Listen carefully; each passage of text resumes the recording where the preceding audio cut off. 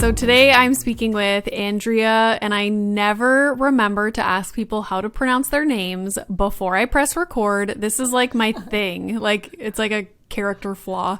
Is it Lystrup? Lystrup. It's kind of like light strip.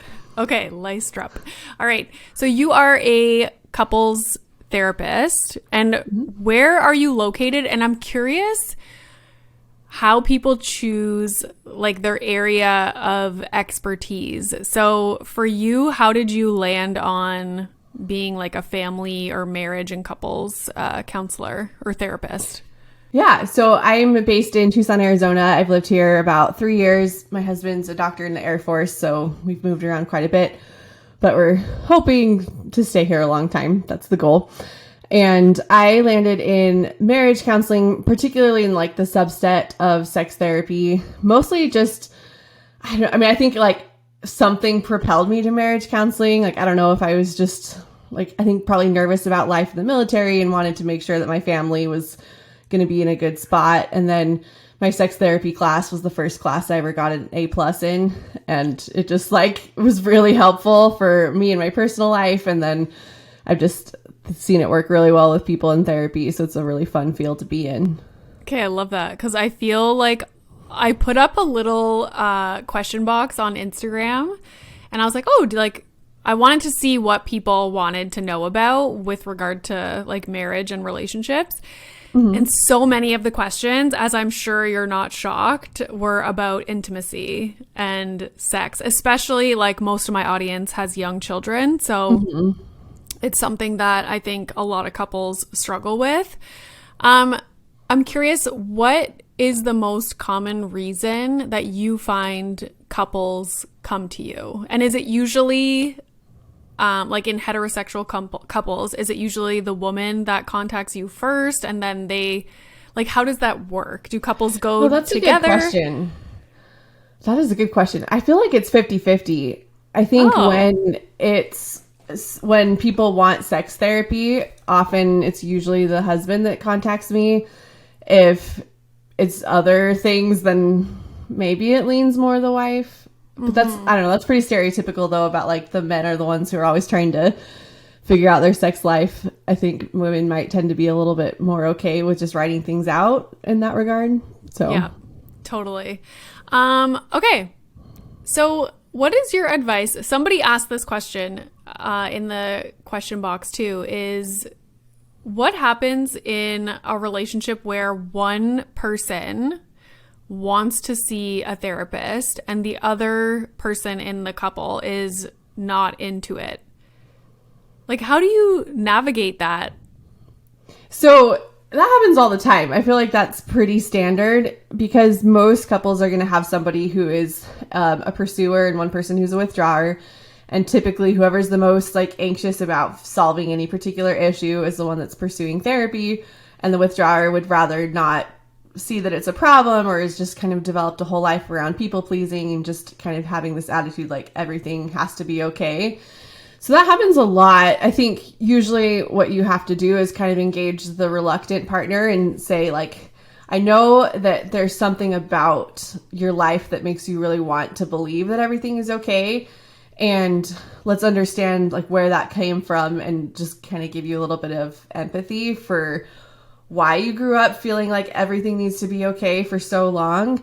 And then just like what would happen if it was okay for you to be honest about the things that aren't working for you. Like what if this could be a space for you to have the kind of life and connection that you were looking for. And usually when they see that there's like a benefit to it for them and it's not just going to be rehashing all the same old stuff, then people are usually pretty open to it. And sometimes I feel like it becomes the reluctant partner is the one who then at the end of therapy is like, wait a second, I'm not ready to terminate. Like, can we keep this going? And so it's kind of funny how that works when you like really get the buy-in and help somebody have empathy for themselves. And it's not just that there's something wrong with them for wanting to avoid, but just kind of understanding where it comes from a little bit more. Am I correct in saying that it's often the woman that is the pursuer or seeking out therapy and men are less likely to like be excited about going? Yeah, I mean, I would say that's the case, except I see I don't know, I'd say like 70% of the male-female relationships, the woman is the pursuer when it comes to everything except sex. And then often I see it flip-flopped when it comes to sex. And then the husband is typically the pursuer. And there's tension and conflict around that. So it kind of just depends on what the issue is, I think. Right. Okay. I saw a reel of yours that was about conflict and patterns of conflict. And again, I think it had to do with one person, like in my situation, my relationship with my husband. Like I am the one that is constantly like bringing things to the table and like, okay, like, you know, like, are you happy right now? Like, what can we do to make things better? Like, I am that person. I have a degree in psychology. Like, I'm very like self-reflective and constantly thinking about like, okay, how can we make our relationship better? Like if I'm upset or, you know, not like super happy in the relationship for a period of time, I'm like really like digging deep, like, okay, what? Like that's just who I am as a person. And my husband is very like probably most yeah, like he's just like, okay. And sometimes it's like pulling teeth to try and get him to like agree with me and what I'm saying or like, you know, like give his feedback on like, how do you think things are going? Like, what do you think we could do? Like, is there anything I do that pisses you off that, you know, like, I'm like, tell me something. Like, so I'm not always the one that is bringing stuff up. So I think that's when I saw your reel about that, I was like, oh my God, this is so relatable because in our situation, I'm that person that's always bringing stuff up and, you know, whereas he is just like, he would just go on forever just being happy in our regular routine. Mm-hmm. Yeah, I mean, that puts me to a T too. I mean, I feel like my understanding of these relationship conflict patterns just turned upside down when I went and got my own therapy. And I was like, oh, like that's how I'm being like the pursuer and the anxious person. And like, I think before I would kind of walk or talk the talk in therapy about trying to balance the conflict and provide value or provide validity to each side. But I think in my mind, I'd be like, well, yeah, like you should be able to bring up these issues. Like if you can't make it better, then what's going on? And my own therapist really helped me kind of see like that's not your only option. Like if you are feeling anxious about your relationship, which is usually what's happening when you're being the pursuer, she's like you have other options besides just using your partner to talk through your anxiety, because talking through your anxiety is making your partner like it's adding to their anxiety, and so you're kind of feeling up both of you instead of doing something that actually solves the problem. And I think a lot of people get into a cycle where they think talking about it works because they talk over a solution. They come to a solution and then they think it's solved, but then like 2 weeks later, the same issue comes up again. And usually when that's happening, it means that one of you guys is a people pleaser. Like you can't handle having tension or conflict in the marriage. So then usually the more avoidant partner is going to say, okay, never mind, we'll just do it your way. Or whatever the situation is, and they people please their way out of it, but then don't really feel resolved in it, and so you keep having the same spiral over and over and over again. And so I think when you are the pursuing partner, you tend to think like, oh yeah, it's healthy to talk about our relationship issues. I just want things to be better. I'm just like trying to make sure that we're on a good page, but you don't realize that like the anxious pursuing can be just as unhealthy as the avoidant side of it if you are essentially like using your partner to manage your own anxiety instead of learning how to deal with some of the just inherent anxiety in being in a relationship on your own. Oh my God. I feel like I've never thought of it that way before, ever. And it's so true in that it's like a cyclical thing. It's like, you have this big conversation and it's like, yeah, we need to talk about it, because I feel like it's ingrained in us to be like, oh, you should constantly be like communicating and talking, and that's what you do to make it better. But really what happens is it's literally that cycle. It's like talk. Okay, like let's make these changes. It's good for 2 weeks. My husband, like, for sure is just, like, I just want to keep the peace, like, no confrontation. Like, I will do whatever to just, like, make you happy. But then there's me who's like, no, tell me what I'm doing wrong. Like, tell me, like, let's, you know, make the relationship, like, absolutely perfect.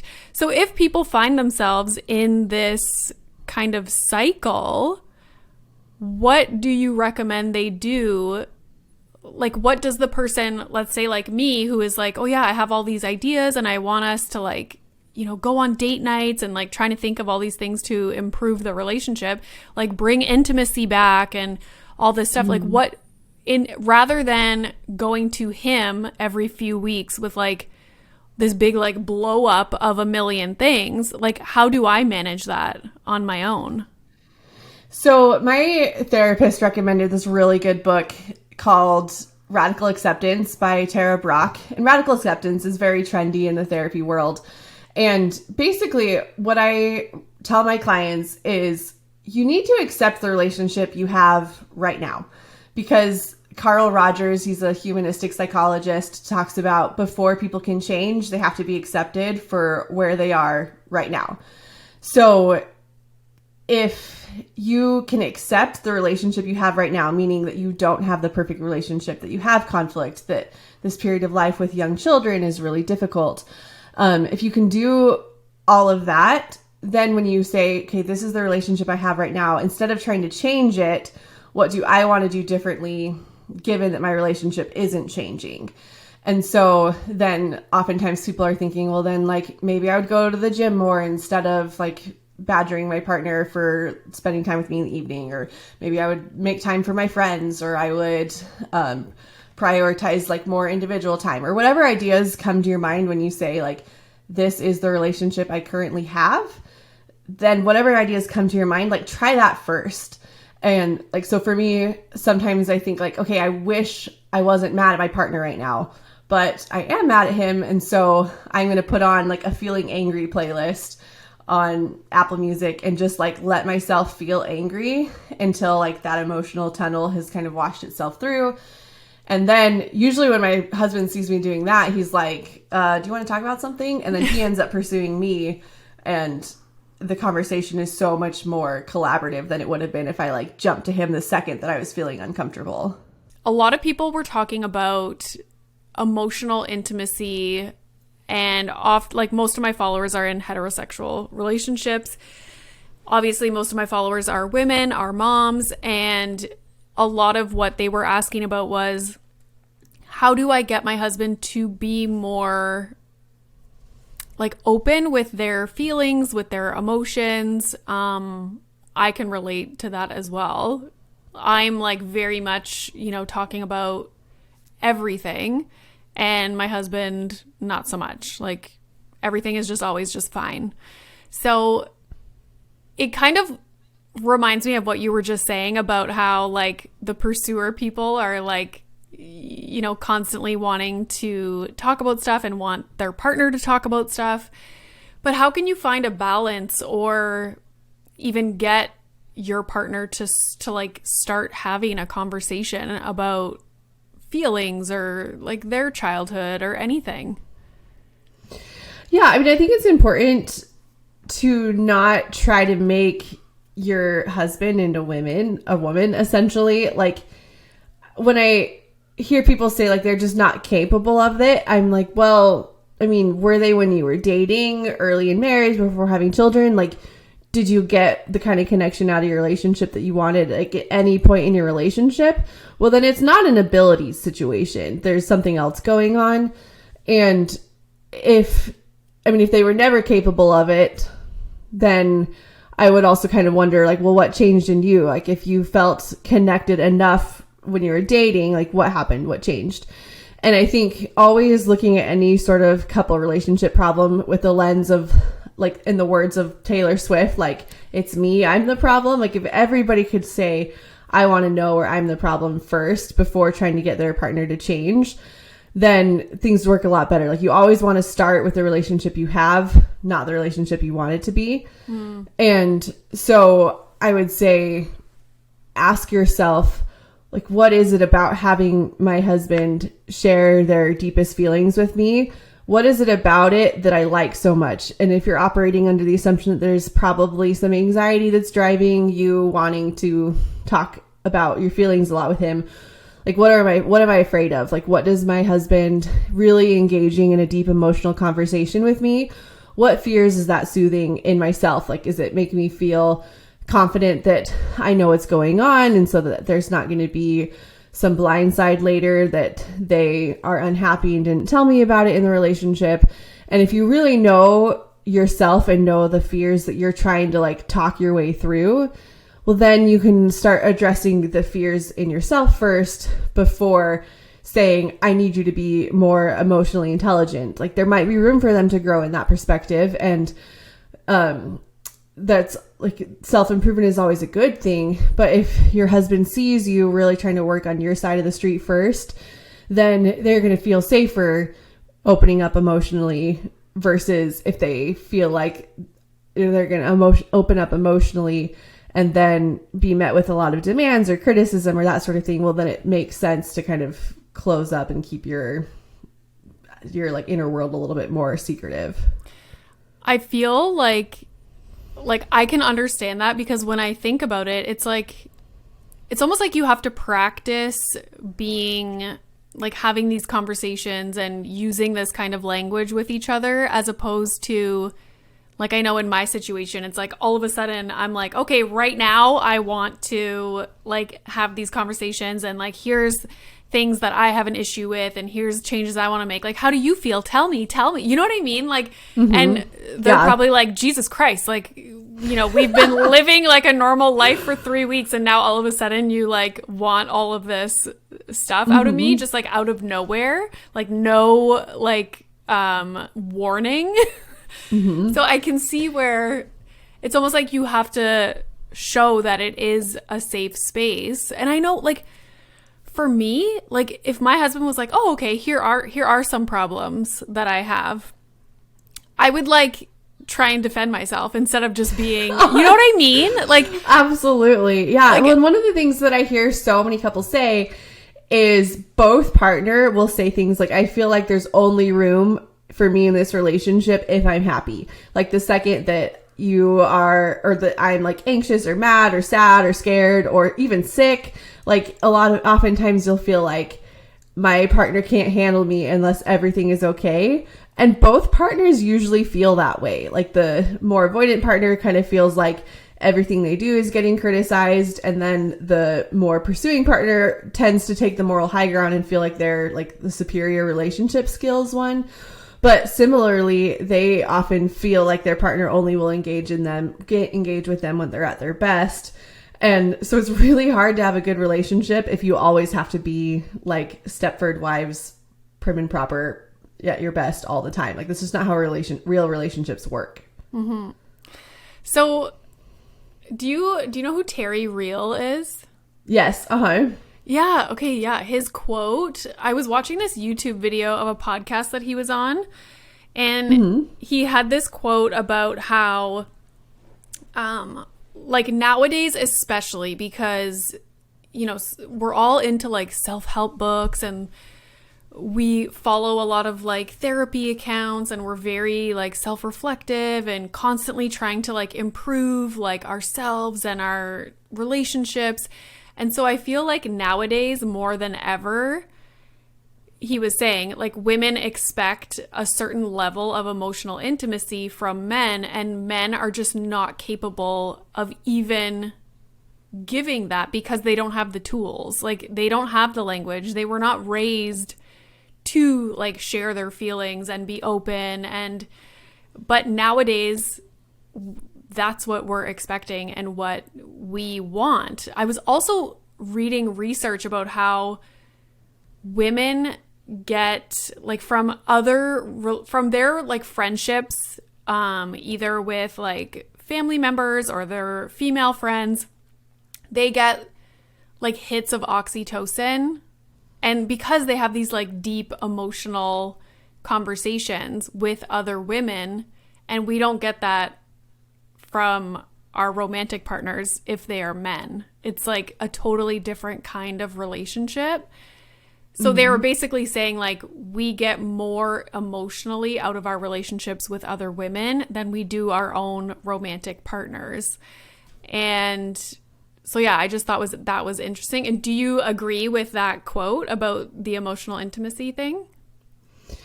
I mean, sort of. That's kind of where I go back to like, well, how did you feel when you were dating?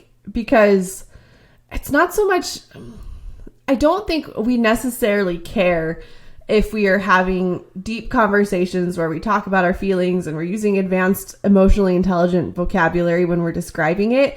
Okay, like, I don't think we actually want to be married to other women. So what I think, what we feel though, is we really want like a sense of presence. And I think presence is, or connection, it's something that you know it when you feel it, but it's hard to describe what it is. And so we kind of latch on to phrases like emotional intimacy or emotional intelligence or that sort of thing, because that's an attempt to explain what we feel like is missing from our relationships. But it's really, I mean, I think we've just fragmented our ability to really be connected to anything. Is like really what it comes down to is like, is your body and is your brain engaged in whatever is right in front of you? Like, I think that's what we want from our partners. Like, it's not necessarily about whether you're talking or not. It's just feeling like you guys are both right there in that same moment, like feeling each other's like souls together. But we have lost some of that because we're always just like sitting next to each other, watching TV, scrolling TikTok, planning dinner, thinking there's just so much going on. And so I think we're just as much to blame in that lack of connection as our husbands are. It's just so much easier when you are that pursuing partner to feel like you're taking the moral high ground, even when you don't really deserve it. Mm-hmm. Yeah, for sure. I know for me, I feel 10 times better if, like you were saying, like in the evenings, our phones are put away. We're like physically next to each other on the couch, like cuddling or whatever.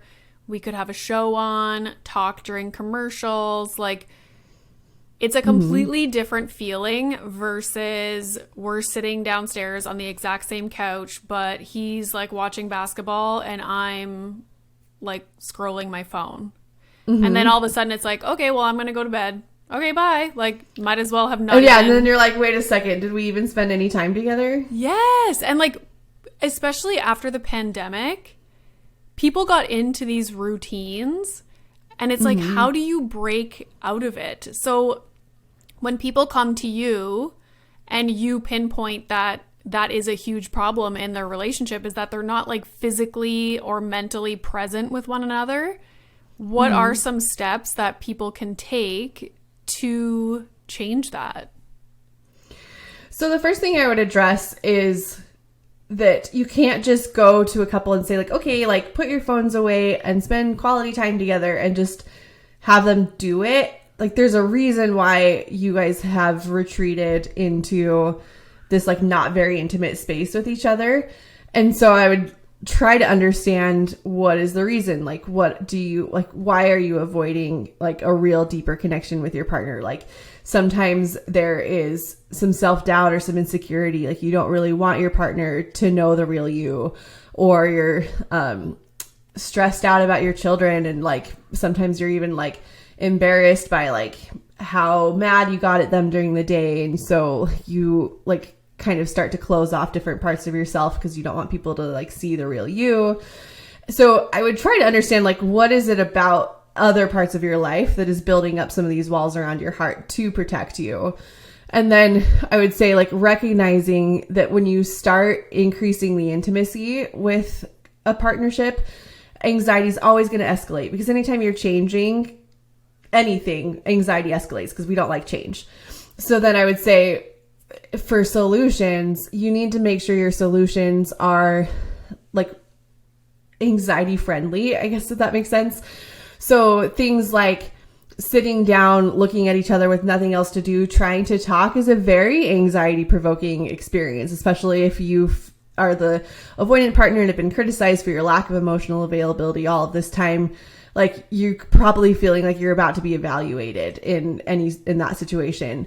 Whereas like, I think anybody that's a parent of teenagers knows this, that if you are driving in the car, your teenagers will say a lot more because there's just something about not having to look at each other in the eye that can reduce anxiety enough to really let out more information. And so like going on a walk together, or like my husband and I we have scooters, and so like go scootering, and then we have young kids too, and it's perfect because we'll just go do like circles in our front yard so our kids like are around, like we're watching them, it's safe, but they're like entertained enough that we can kind of talk to each other, and like we're moving fast enough that I feel like the kids aren't going to catch tidbits of our conversation. And so if you can do things like that incorporate like movement, not looking at each other, fun, like having a clear purpose of what it is you're doing, that's not just about like, let's talk about this like stressful state of our marriage, well, that's going to go a lot better than if you just kind of like throw yourself into the pool in the deep end while it's freezing cold.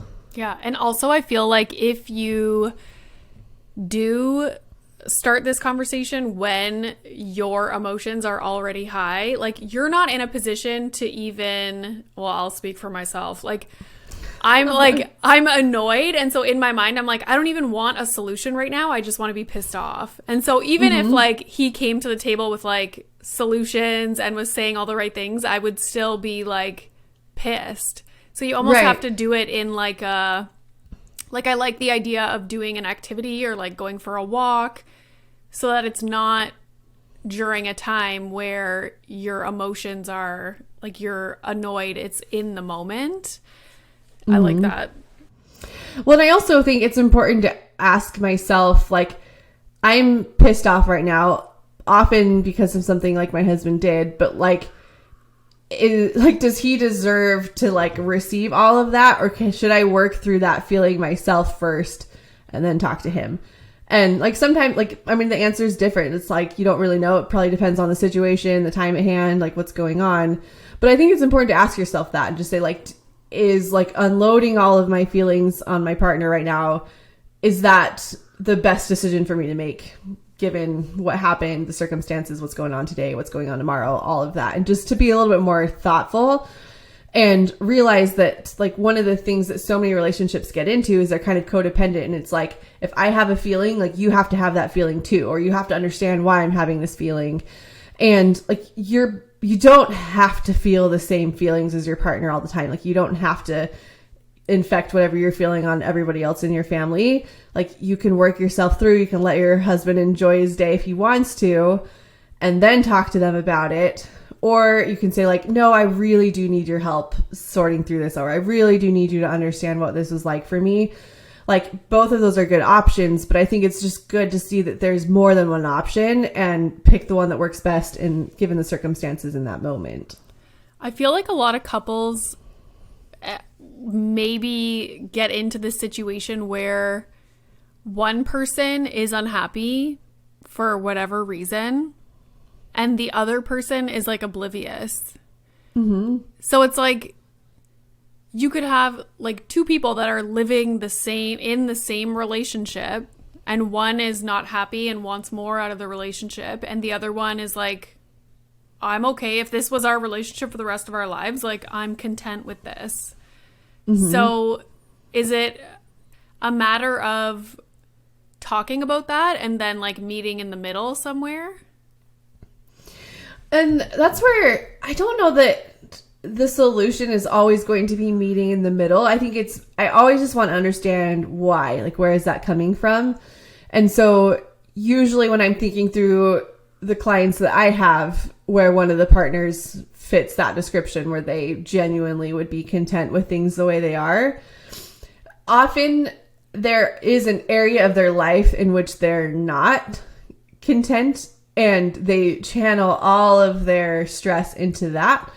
And so if you can find whatever the pain point is, so like for some, like I can think of some people, it's like work-life balance is really on fire for them and they like hate their job and they're like channeled all of their feelings that probably, like, I think the way to have like a really healthy life is you have a series of buckets of all the different things that you like, all the different hats you're wearing in your life, like parenthood, job, relationship, friendships, family of origin, all of those different things.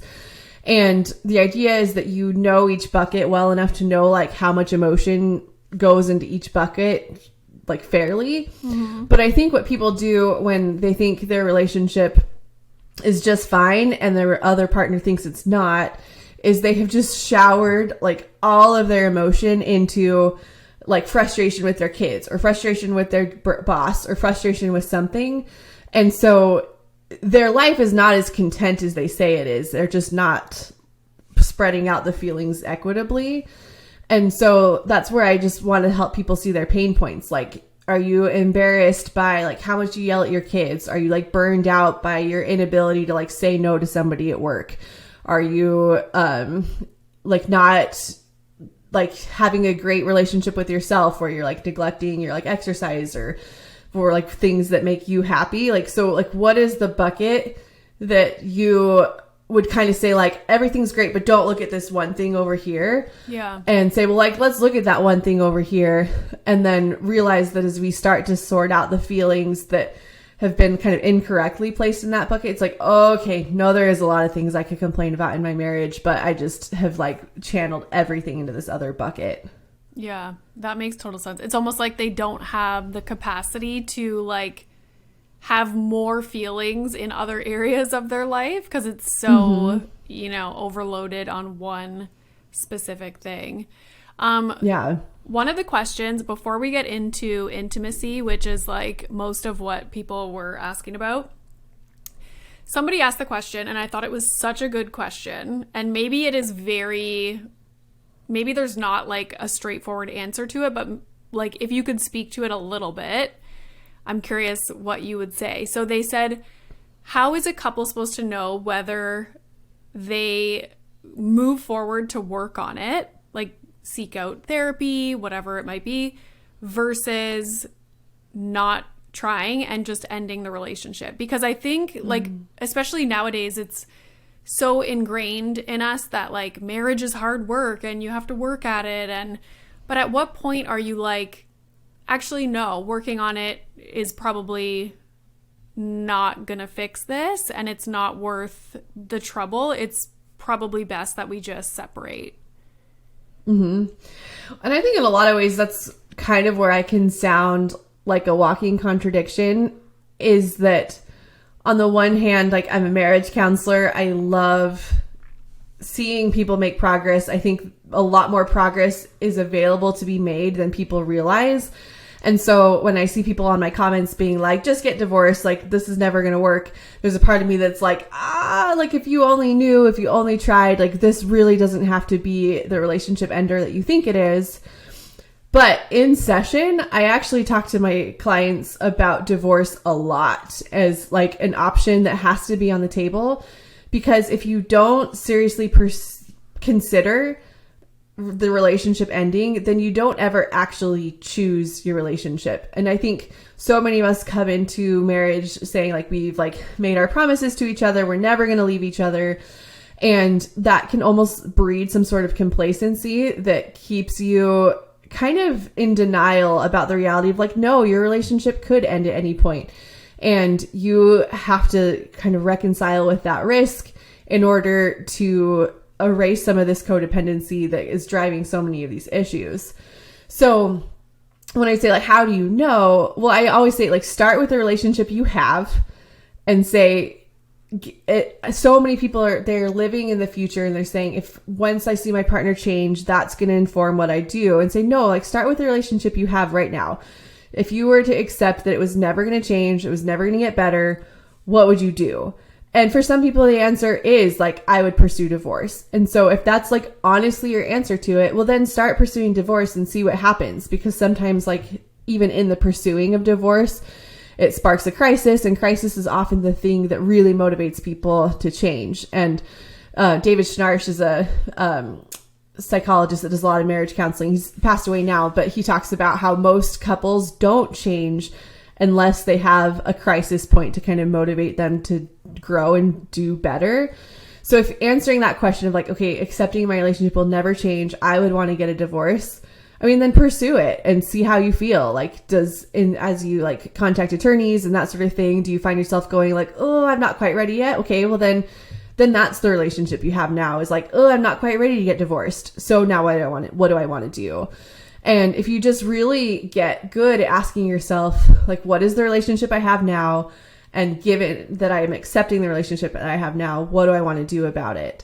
Is a really good question. So for some people, that question or the answer to that is, I would get a divorce. Other people, it would be, I'm not quite ready yet. Let me pursue like my friends or going to the gym or hobbies or that sort of thing, just to kind of help me cope with the loneliness. And that can be a good way to just strengthen yourself. And then as you become a stronger version of yourself that's more attractive, that often makes the relationship better in ways that perhaps like always like trying to talk through the issues, you often ends up not really working anymore. So would it be the same advice for, like, is there anything to say for couples who, you know, from day one have like had certain issues and, you know, 5 years down the road, it's not any better, versus couples where their relationship was incredible, but then they had some big life changes, they got married, they had kids, and now they're in a difficult period of their relationship? Would that be your advice for both sets of couples, or for the people who did have this wonderful relationship and now they find themselves just in this difficult part? Is it more worthwhile for them to try and seek therapy, try and make some changes, because they know that they have the ability to be like where they were before? Mm-hmm.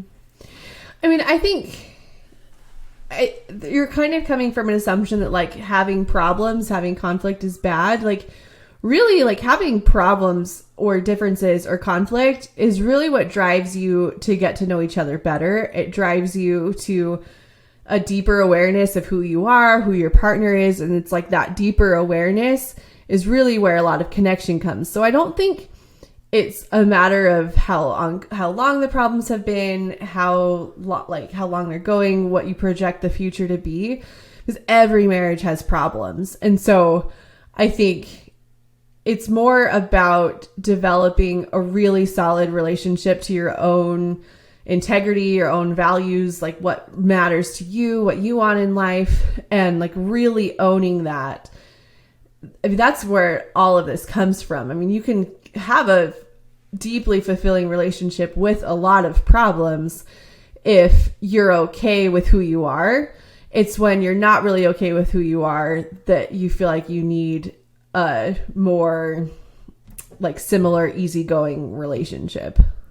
So do people come to you, like when I talk about like problems, I don't mean like it's easy to pinpoint like where the issues are, but more so, and this happens a lot, I hear it all the time, like from couples who have little kids, is like the roommate phase. Like I feel like we're roommates and we're not like a romantic couple.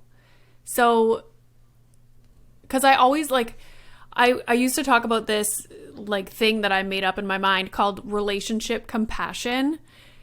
Like people talk a lot about self-compassion, and I was like, what about relationship compassion? Like, yeah, my relationship is not the same as it was, but we also have a young child, and that has, you know, changed things a lot. So is that a common issue that people come to you with, is like feeling like roommates? Yeah, absolutely. And I think usually when you come, the way I describe like kind of the roommate couples is they describe their relationship as really, really good, except they're just not very intimate. Like they don't, so they're like very low contact, but they also like don't really connect during the day. And they don't connect sexually. And so they think their relationship is quite good because the conflict is really low. But the fact that the conflict is low just highlights how little you're letting yourself be known because the more you let yourself be known, the more propensity or opportunity there is for you to be in conflict with someone else. And I think that's one of the reasons why the young child phase breeds this kind of thing so much, is it's very easy to just completely lose yourself in motherhood. I mean, you're like literally like you don't even get to sleep as much as you want to anymore, or you're not eating the meals you want to eat, or like your toddler is stealing your food and like throwing everything on the floor. And so you just like, you don't get to own yourself in the way that you have like in previous stages of your life. And so part of the getting past the roommate phase is, again, like it's less about saying like, okay, let's do all these things together and like schedule intimacy and like kind of force the actions that would make us not feel like roommates. Is say like, what is it about this stage of life that has like really led me to kind of lose who I am? And so especially if you're in kind of the stay-at-home mom default parent role, and then there's more of a traditional breadwinner, often what happens is both of those people lose themselves in their identity. And oftentimes those time periods are like when we were having young children, it was when my husband was in residency. So he was getting very sucked into his like resident identity, and I was getting very sucked into my mom identity. And we lost sight of like, who am I outside of that one part of me? And so if you want to break out of the roommate phase, well, like you have to just get to know yourself better. Like, who are you outside of work? Who are you outside of changing diapers? What are the interests that you would have? And I think that's where a lot of people get stuck, is they're like, even if I knew what my hobbies were, how do I have the time to pursue them? How do I have the finances to pursue them? And so there's all these obstacles and barriers to really connecting with yourself. But that can become kind of an excuse to not want to work on it, because it's hard. Like, learning who you are also requires you to kind of square yourself face to face and say like, do I like the decisions I made? Do I like the career I'm in? Do I like the partner I chose? Like, it brings a lot of kind of these scary questions that we might not really want to pursue and consider. But it's on the other side of those scary questions that you're like, oh wow, like I'm kind of cool. And like, yeah, there's challenges with my relationship. There's challenges with my career, but it has helped inform who I am. I did choose it, even though like maybe now I might regret certain things. And that's kind of like, I think it just is a really easy transition to go from like roommate phase to midlife crisis if you aren't really intentional about being very aware of who you are and how you want to be in the world. So your advice for, like, let's say there's a couple that's in the roommate phase, and like you were saying, like oftentimes the roommate phase, not only is there not intimacy or like romantic connection, but there's also not conflict. It's just kind of like literally how you would treat a roommate that was not, you know, close to you, like friendship wise. So is your advice for couples that are in that roommate phase to focus on themselves more and like try and figure out what kind of life do you want to live? Like, what are your hobbies? Like, what, like, get to know themselves more and then kind of bring that to the table with their partner? Yes, absolutely. And what I think, just give yourself a lot of compassion for the reasons why you don't want to get to know yourself. Because there's a lot of people that are saying, like, I don't want to pursue my hobbies because I don't want to get a babysitter because I don't trust anyone else with my child. And like, you can, if your partner sees that you're doing that and they see it's a problem, then they're often like pushing you to like get out and go do things. And you just have a hard time. You're like, I just can't explain why I don't want to, but I don't want to. And it is hard. And just give yourself a moment of compassion and just say like, okay, so like, what am I learning about myself from this? Like, I'm learning that perhaps I'm a lot more anxious than I realized I was. Like, having children has really showed me a side of myself that I haven't seen before. And so like, welcome anxiety, like, let me learn more about that part of myself. So always, again, like, start with where you're at now. So you don't have to, if you are struggling with roommate phase, like, you don't have to go join a million hobbies if you sincerely don't want to, but have compassion with why you don't want to. And then as you give yourself compassion, then sometimes the anxiety lessens, and then it creates more room for other things that you might be interested in. And so always just shower yourself with compassion for wherever you're at right now, and then follow the train wherever it leads you. I was listening to this. Do you ever listen to Jay Shetty's podcast? No, No. Okay. So he had this episode about 7 reasons why people fall out of love or something like that. And one of the things that he was recommending that couples do is not only experience new things like on their own, but also experience new things as a couple. Because, and it's similar to what you're saying right now, is like you lose yourself. And so how are two people who have both lost themselves supposed to come together and be in this relationship that they were in previously before they had lost themselves? It's like you need to find each other, experience new things, have hobbies, like live your life, and then you can come together and share that with each other. So and I think part of that requires you to like drop the ego a little bit, because I think one of the reasons why as we get older we don't try new things is we're not good at them at first. And it can be like things aren't fun until you're good at it, and you're like, I don't want to try something that I'm not good at and have to go through all the activation energy. And so just like understand like why, like where did this come from that I need to be good at things? Like, was I born and bred like an overachiever that's always has to be the best at things? And then again, like compassion, like that's interesting. I didn't realize I was as competitive as I like once was. And like, that's just helpful to know about myself. And just every time you find yourself like up against some sort of resistance, just have compassion for it and just say like, this is interesting. Like, I don't want to be bad at this, but sometimes you have to like push through things that challenge you and scare you for your own development. I mean, it's like if you had a child that was saying like, I don't want to do this because I'm not good at it, like you would probably push them and say, give it a try. It's going to be fun. It's that sort of thing. But like oftentimes we create a much healthier life for our children than we do for ourselves. Oh, yeah, that's for sure.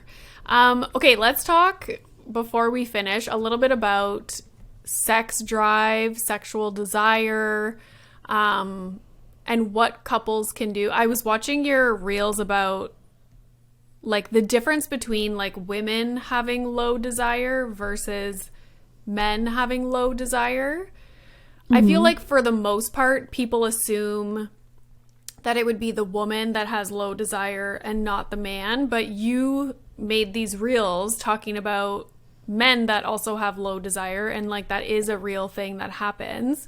So can you talk a little bit about maybe the differences in women having low desire versus men? So I think one of the reasons why it can be particularly challenging when the husband is a low desire partner in the relationship is like a woman who is low desire and is not interested in sexual intimacy could still decide to participate, and it wouldn't necessarily like change, like she could still orgasm, like things, it wouldn't necessarily like change the mechanics of it. But when a man is low desire, there's just more mechanical challenges to like making it happen. And the problem is like we tie so much ego to our sexual performance. And so if you're a higher desire woman and your like partner is having a hard time like mechanically being ready for the experience, then you get in your head and you're like, oh my gosh, like, am I not desirable? Am I doing something wrong? Like, are they like doing other things? Like, why isn't this working? And it's that jumping into your head that is what is maintaining this problem to be a lot worse. And like, I think to just understand, like, everybody has sexual issues at various points in their marriage. And so when you find it happening to you, you don't have to go like, oh my gosh, like something's wrong with me. And like, we're unique in this. I've never heard any of my friends complain about this. There must be something wrong with us. to just go like, sometimes things just don't work the same, and to like work through in your own head, like, why am I tying so much ego into like whether or not like certain body parts are responding to me? And if you are more solid in yourself, then it's not as big of a deal to kind of just like let any one individual experience go. And it's a similar process if the woman is the low desire partner and the man is the higher desire partner. I mean, he's still asking himself these same questions, like, why is my partner not into me? Why doesn't she like it? Why am I not desirable? They jump into fear of like, oh no, like what if we turn into roommates and then we go 30 years and then we don't know each other? So like, it's still that same like future forecasting and questioning your own desirability that's driving the problem. And so before you start looking to like, okay, like we just need to find a compromise and like figure out like how we can have like sex in the way that like the frequency that makes everybody the most happy, is really looking at yourself and just saying like, why do I drive so much of my ego from whether my partner's into me sexually? Like, where did I learn that? Where did it come from? And give yourself compassion for that, and then compassion for your partner, and say like, it's okay for you to not to be okay. Like, I want to not be okay sometimes. And so like, I don't need you to respond like the flip of a light switch whenever I'm ready to go, because I understand that we're both people and people respond differently based on what's going on in the day. So I think that's but I just think when it's the female who's the lower, or the woman's the low desire partner, the male is the higher desire partner, you can tend to hide that a lot longer than you can when it's the reverse. So I think a lot of times like the low desire women married to high desire men kind of almost like blindside the husband a few years down the road when like the sexual desire is just like completely like gone and extinguished. It's like, wait, what a second, like what just happened? Like, I thought things have been going fine all these years.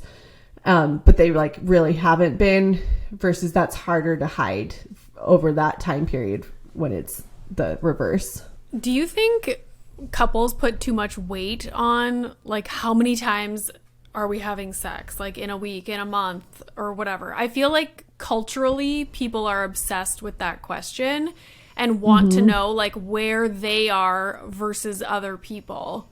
Like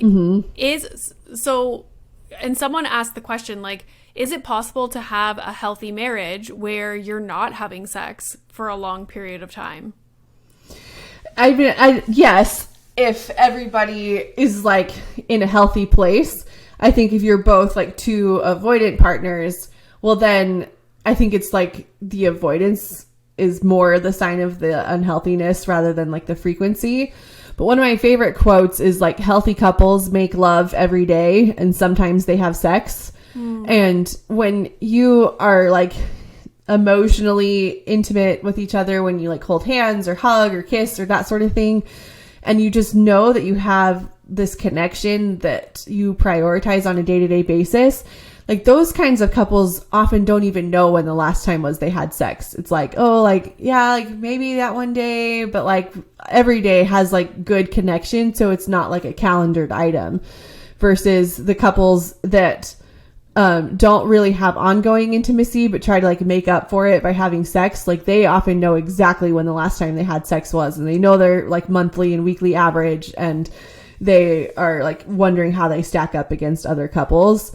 But really, like when you're focused on the numbers, that tells me that just the overall like foundational intimacy of your relationship just isn't there. Yeah, because intimacy does not mean necessarily having sex all the time. Like intimacy is so much more than having sex. But you're right in that most couples, they're like counting how many times they had sex and equating that to, oh, okay, like I must have a good relationship. But it's like, it's so much more than that. That's like me not sleeping in the same bed as my husband. Like this is so common for people that, especially after having children and being married to a physician that's on call all the time. And like he snores and I don't want to listen to it. So, and so many people like will see that or like hear that we don't sleep in the same bed and assume that like, ooh, they're going to get a divorce soon. And it's like, No, because there's lots of couples that do sleep in the same bed that fucking hate each other. Absolutely. And like that does not make a couple. Like that is right. not. Well, and also when you look at like sleep is like the foundation of a healthy person. And so if you're getting healthy sleep, you're going to have healthier relationships versus if you're being woken up all the time and it's not. If you're not getting good sleep, you're not gonna have a good relationship. Like, it's not a healthy relationship to want to stab your husband in the neck when he's snoring. That's not healthy. It's not. Okay, last question is, if couples are struggling with intimacy and want to, and by intimacy I mean like sexual relations, and they want to start working on that, where do they start? So you have to start by getting really, really clear with yourself about the difference between when you want sex, when you don't really want it, but you could be talked into it, and when you definitely don't. And like knowing yourself really well to say, like, you cannot, if you're trying to work on your sexual intimacy, you can no longer just have sex to make your partner happy. Like, you only can have sex when you actually want it, which then often leads to a pretty significant period of abstinence, at least a month or two, where you're working on, like, really intentionally your relationship to your own sexuality while you try to heal and kind of wash through some of the old feelings of resentment that comes from the years of having sex when you don't want to. So you have to, like, forever and always cut out, like, duty sex or intimacy sex. Like, you cannot have a functioning sex life if you're just doing it to make your partner happy. So when you cut that out, then you start just learning about yourself. Like, what makes me feel sexual? I remember, when I was like at my like sexual low point, I remember watching an episode of Grey's Anatomy, and like two doctors like spill out of the call room, and they're like, their hair all messy, and their coworker sees them and is like, what have you been up to? And they're like, oh, we just had to get it in somehow. And I remember just looking at them like, get it in. Like, I would be fine if I never had sex again. Like, why would it be something that you had to like prioritize to make time for? So like, but those are like people that are very in touch with their sexuality. So like, when you're taking a break of abstinence, at the same time, if you really want your sex life to progress in the future, you have to know, like, what does it feel like to be a sexual woman? Like, what does it feel like to be in touch with what I want, what my body wants, what I'm interested in? And it ties back to kind of what we were talking about with earlier things about like losing yourself, like pursuing hobbies, like not like your sexuality is your life force. It's not really about like whether or not you're like mechanically like doing the things to lead to orgasm. Your sexuality is about like who you are as a person, like what drives you, what motivates you, what excites you, like what gives you just like this like Eros energy, this like will to live, this like just excitement for life. And so as you're taking an intentional break from sex with a partner where things are a little bit more complicated, you want to like really just kind of throw yourself into understanding like what makes me feel excited about life, like, and then take that a step further. What makes me feel sexual? Like, I like listening to sexy music and like dancing like Zumba or that sort of thing, and like really just kind of getting in touch with what my body can do and look like, or like wearing nice clothes or nice underwear or whatever it is that like, reading like romance novels, like whatever helps you kind of get in touch with your sexuality. You spend some time like really just learning about your own sexuality for you, not necessarily to share with your partner.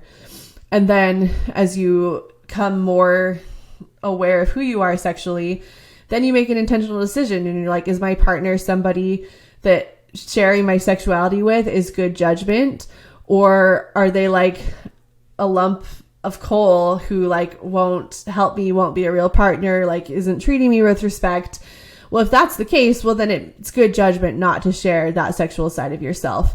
But if you feel like, no, like my partner really, like they're not perfect, but they try their best, they're open to feedback, they like care about me, well, then it might make sense to share these new things you learned about yourself with your partner and kind of begin exploring each other for the first time. Really, it's like you kind of want to like turn a new chapter and say like, let's just get rid of all of our old patterns, our old habits, and really get to know each other in a way that we'd never have before. And one of the things that I think is helpful is for a while to like pursue sexual touch, but without expectation for orgasm, because I think so many people, I feel like we just like pedestalize the orgasm as like the end all be all of sexual intimacy. And there's a quote somewhere that talks about how the orgasm is the enemy of good sex. And so like take orgasm off the table for a while, learn what other kind of physical touch is just pleasurable, do that for a while, and like really expand your capacity to like know yourself and your partner sexually without kind of that like thing that we are always pursuing. And then eventually you'll have enough repertoire to like kind of go back to whatever works for you, and you can incorporate the old things that you used to like, but you want to just take it really slow. I love that. Like taking the pressure off and like the end goal of an orgasm. Like, no, let's just like have fun. And yeah, like 100%. So is there like a book or a documentary? Like, is there anything that you recommend to couples? Yeah, so there's a good book called like Slow Sex, I think it's called, that's really good. Emily Nagoski, I don't quite know how to pronounce it, but I can send you information with more of it. She writes a lot of really good books about sex. I think the one that comes to mind that's probably her most famous book is called Come As You Are. Oh, okay. So that one's really good. I'm trying to think. I can send you some other recommendations if you want to like put in the show notes or something. Yeah, for sure. Are some really good ones. But I think like Emily Nagoski is probably the one, like the person to start with if you're looking for this stuff. Okay. And so where can people find you online? So I'm on Instagram and TikTok. My handle is Dancing for Desire. My website is AndreaLystrup.com. Yeah, so it's one of those places you'll find me. Awesome. Okay, well, thanks so much. This was great. Yeah, it was awesome to meet you, Renee. And I'm on a roll.